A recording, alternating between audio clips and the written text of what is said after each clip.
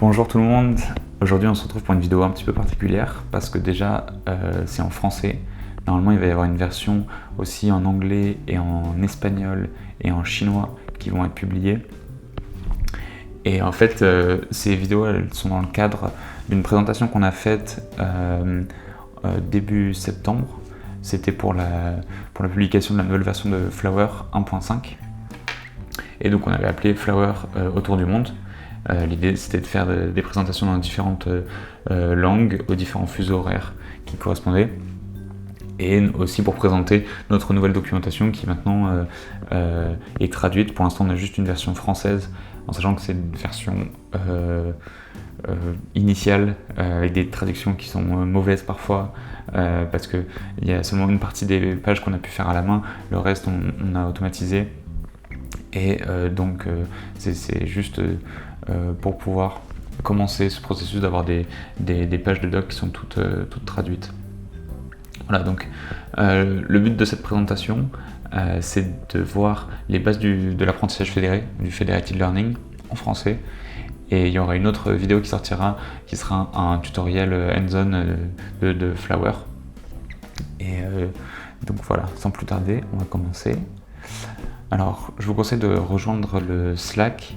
Là, j'ai juste mis le QR code, mais si vous voulez l'URL, c'est flower.dev/join Slack, donc join-slack.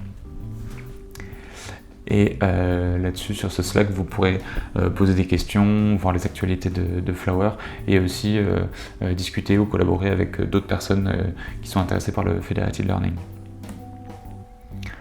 Voilà, donc ça c'était un petit récapitulatif de Flower autour du monde. Donc on l'avait fait dans différentes langues, on l'avait fait en coréen aussi. Et voilà.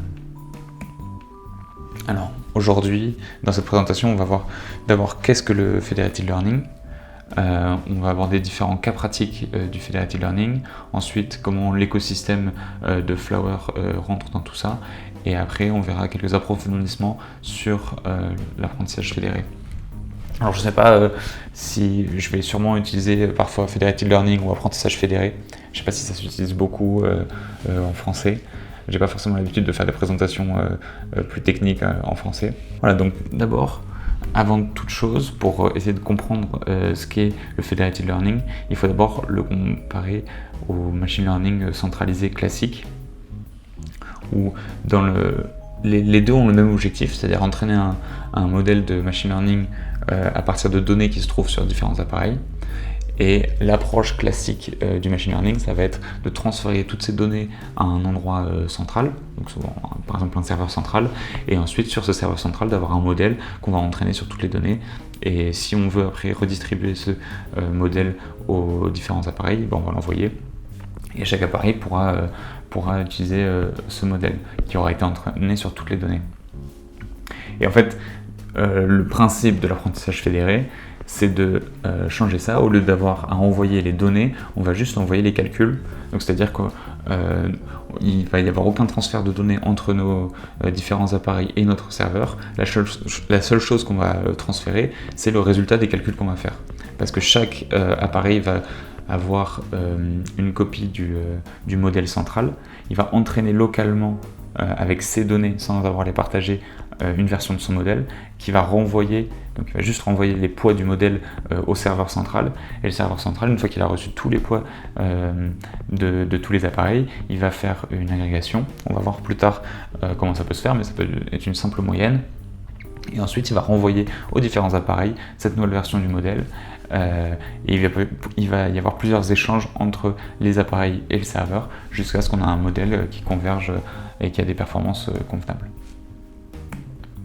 Voilà, donc pour donner quelques exemples de l'apprentissage fédéré de ces applications, ça va être très pratique pour par exemple Alexa, donc le système d'Amazon de personnalisation de la reconnaissance vocale, et aussi juste le clavier sur Android pour la prédiction de prochains mots.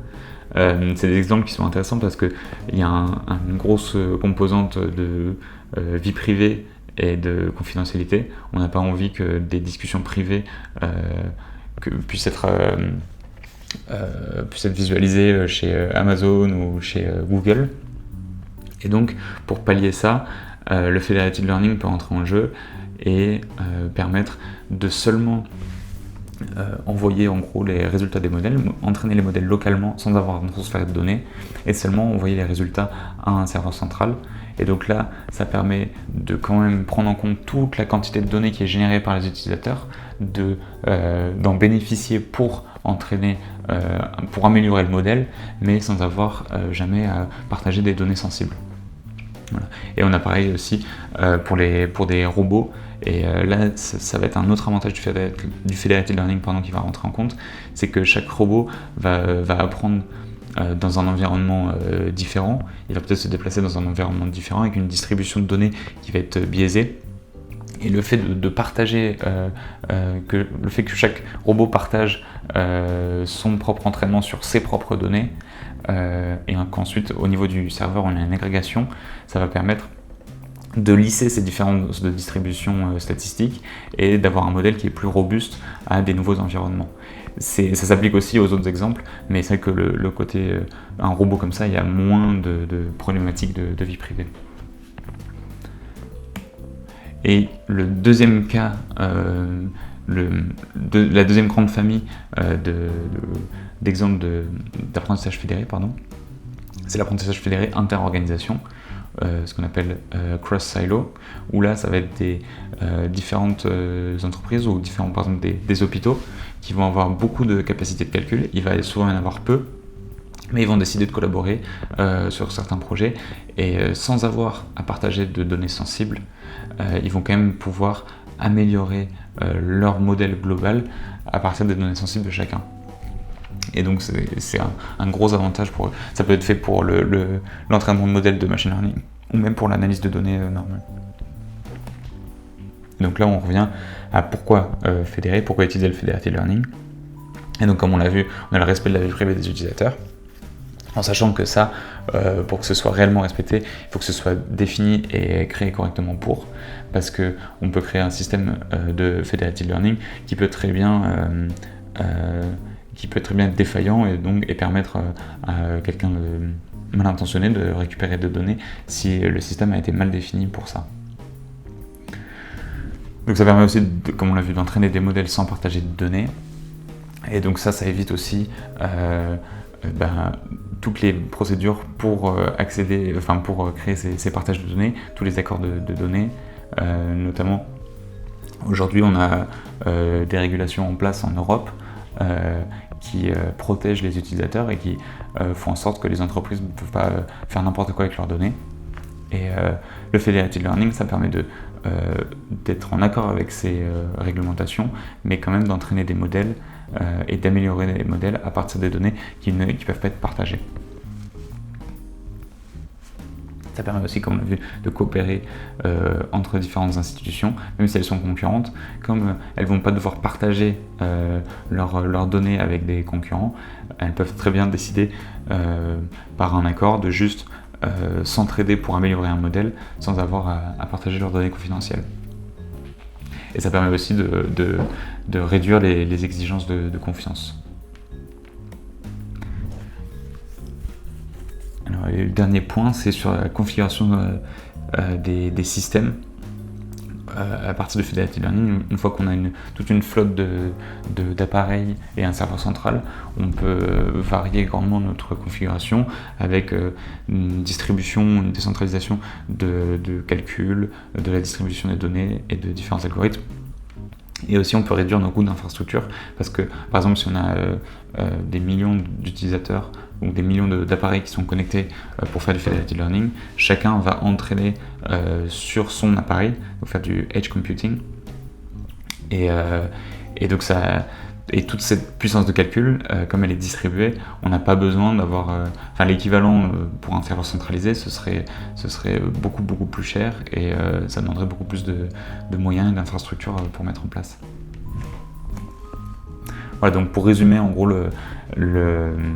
les avantages du Federated Learning, c'est que normalement, le machine learning actuel, le machine learning classique, il se concentre, comme on le voit sur la gauche, sur des données publiques et centralisées.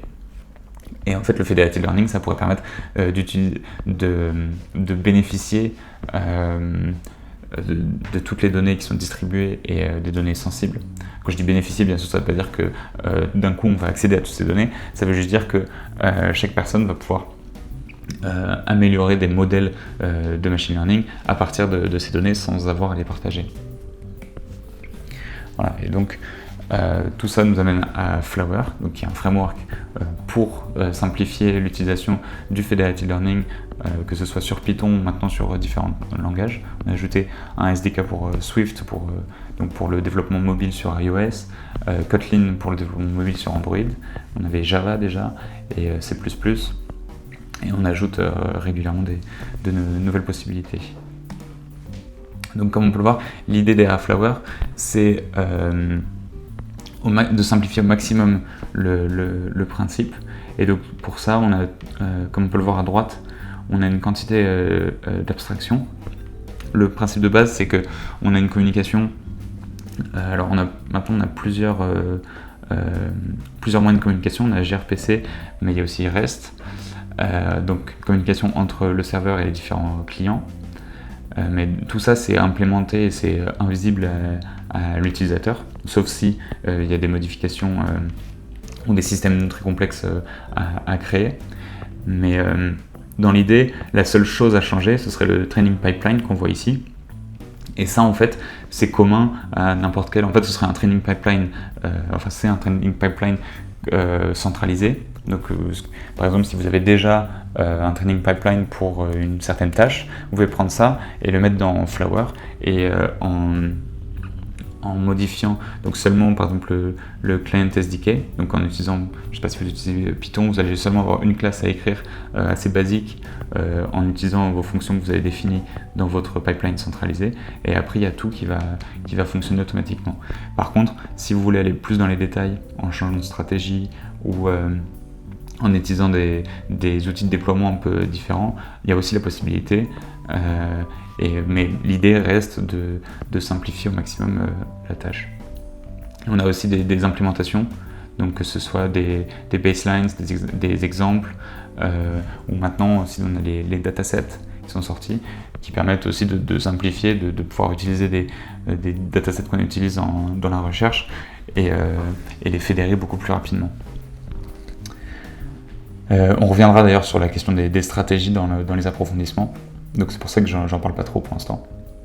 Mais voilà. En sachant que Flower, du coup, c'est une communauté open source, et on a aujourd'hui, donc au moment où je fais la présentation, donc en septembre 2023, on est un peu plus de 3000 étoiles sur GitHub. C'est une des métriques qui est importante pour nous parce que c'est là-dessus qu'on voit nos contributeurs, qu'on interagit avec une grosse partie de la communauté. Donc c'est vraiment important pour l'activité de nos utilisateurs. Et donc là, les photos qu'on voit à droite, c'était lors du summit de 2023. C'est la troisième fois qu'on a organisé un summit. Ça s'est très bien passé. On a plein que ce soit des chercheurs ou des gens qui sont plus dans l'industrie. Et chaque année, on arrive à réunir tous ces gens autour du sujet du federated learning. Et voilà, donc on a une super communauté. Et je vous recommande d'aller sur le site, donc flower.dev. Au niveau de la documentation, on a différents tutoriels assez détaillés, on a des guides aussi de contribution. Si vous avez déjà contribué à des projets open source ou si vous avez envie de vous lancer, n'hésitez pas, on a des guides assez détaillés, donc, qui expliquent vraiment, pour quelqu'un qui n'a jamais utilisé GitHub, qui explique vraiment comment aller de la création du compte GitHub à la première contribution à Flower. Donc ça je recommande vraiment. Après on a aussi des blogs avec des actualités, nos événements, donc Flower Monthly, en ligne pour le coup, c'est tous les mois et où on explique un peu des mises à jour, et souvent il y a des gens qui viennent faire des présentations sur des projets de recherche sur lesquels ils travaillent. Ensuite le summit qui lui est tous les ans en personne. Voilà, donc allez sur notre GitHub, mettez une étoile, N'hésitez pas aussi à aller voir nos réseaux sociaux. Voilà, et donc pour ce qui est des approfondissements, donc ça c'est pour revenir à la vue globale, donc ce que j'expliquais tout à l'heure, avec d'un côté le ML centralisé où on transfère les données à un serveur central, et le ML fédéré où on transfère les poids du modèle au serveur central. Donc c'est la grande différence. Mais pour essayer de mieux comprendre un peu ce qui se passe, on va voir en détail les différentes étapes. Donc en fait, la première étape, ça va être le serveur central qui va envoyer un modèle, donc ça va être un modèle au début initialisé, donc soit avec des poids initialisés au hasard, soit avec une initialisation différente. Il va envoyer ça à tous les appareils. Les appareils, ils vont du coup entraîner le modèle localement, enfin avec leurs données locales. Et ensuite, une fois qu'ils ont fini leur entraînement et qu'ils ont des modèles mis à jour avec des nouveaux poids, ils vont envoyer ces poids au serveur qui va lui agréger selon une stratégie. Et ensuite, il va repartager cette nouvelle version du modèle à tous les appareils qui vont faire l'entraînement et ainsi de suite. Et tout ça, c'est tout un cycle qu'on peut refaire un nombre défini de fois pour arriver jusqu'à des modèles performants. Et donc, pour revenir sur cette agrégation spécifiquement, on revient du coup au résumé du cycle de communication. Donc, un ensemble aléatoire de clients est sélectionné. Ensuite, là, on fait la stochastic gradient descent localement. Alors, bien sûr, on peut utiliser d'autres méthodes d'optimisation. Et pour la stratégie, là, on va faire la moyenne des poids. Et du coup, ça c'est le setup le plus basique, mais on peut très bien rajouter des mesures. Alors là, j'ai mis mesures de privatisation. Je ne sais pas si c'est vraiment français, mais en gros des moyens d'assurer plus de vie privée. Donc, en gros, en offusquant les données, en faisant en sorte que même si quelqu'un arrive à intercepter les poids de notre modèle, qu'il puisse rien inférer à partir du modèle. Voilà. Il faut savoir aussi que dans ce cycle, ce qui prend le plus de temps, ça va pas forcément être le training sur les appareils, mais ça peut être la communication. Et donc, pour réduire ce coût de communication, on peut faire plus d'époques locales sur les appareils pour l'entraînement et réduire le sous-ensemble d'appareils avec lesquels on communique. Voilà, donc là on va juste regarder rapidement Federated Averaging, qui est la première stratégie qui a été proposée dans le papier, le premier papier sur le Federated Learning. Et en fait, assez simplement, le principe de cette stratégie, ça va être de prendre tous les poids envoyés par nos différents appareils et de faire une moyenne pondérée. Donc on va faire la moyenne de tous ces poids en prenant en compte à chaque fois le nombre d'échantillons de données qui ont été utilisés pour entraîner chaque modèle et ensuite divisé par le nombre total d'échantillons utilisés par tous les appareils. Je ne sais pas si c'est très clair, mais là il y a la formule, il y a tout l'algorithme qui est ici. Et voilà, donc ça c'est la stratégie un peu la plus basique. Si par exemple vous créez un serveur Flower sans donner aucun paramètre ou quoi que ce soit, c'est la stratégie qui va être utilisée. Parce qu'elle fonctionne dans un grand nombre de cas, il n'y a pas forcément besoin de la changer. Voilà, et donc après, pour aller dans des concepts plus avancés, les différentes questions qui vont être abordées dans des cas plus complexes, ça va être des problèmes avec les données, par exemple s'il y a un manque d'annotation, ce qui va être le cas pour beaucoup de situations réelles. Pour pallier ça, on a différentes solutions, par exemple utiliser du self-supervised learning. On a un blog post d'ailleurs là-dessus, donc ça c'est quelque chose qui est complètement compatible avec le Federated Learning, donc c'est assez intéressant de voir ça. Voilà, et ensuite ce qui revient souvent dans le Federated Learning, c'est des distributions de données qui sont non indépendantes et non identiques. Donc ça va être le cas si par exemple s'il y a des biais dans la distribution de données pour les clients, enfin pour les appareils. Par exemple, si on considère une tâche de reconnaissance de chiffres écrits à la main, donc MNIST, enfin avec le dataset MNIST par exemple, on pourrait imaginer que un premier appareil contient seulement des échantillons de données où il y a des 2 et des 3, et un autre appareil contient seulement des échantillons de données où il y a des 3, des 5 et des 7. Et du coup, ils ont 2 distributions de données complètement différentes. Et donc, on va devoir adapter notre stratégie pour prendre ça en compte et pour améliorer les performances de tous nos appareils. Un autre souci qui peut arriver, c'est quand on a un système qui est massivement distribué, c'est-à-dire qu'il va y avoir plus d'appareils connectés que de données sur chaque appareil. Et du coup, ça pareil, ça va devoir être pris en compte dans l'infrastructure qu'on crée et dans la stratégie qu'on utilise. Donc ça, c'est aussi un champ de recherche qui est très intéressant, tout comme les limites de communication. Donc si par exemple il y a des coupures de réseau, ce qui peut arriver avec les appareils mobiles.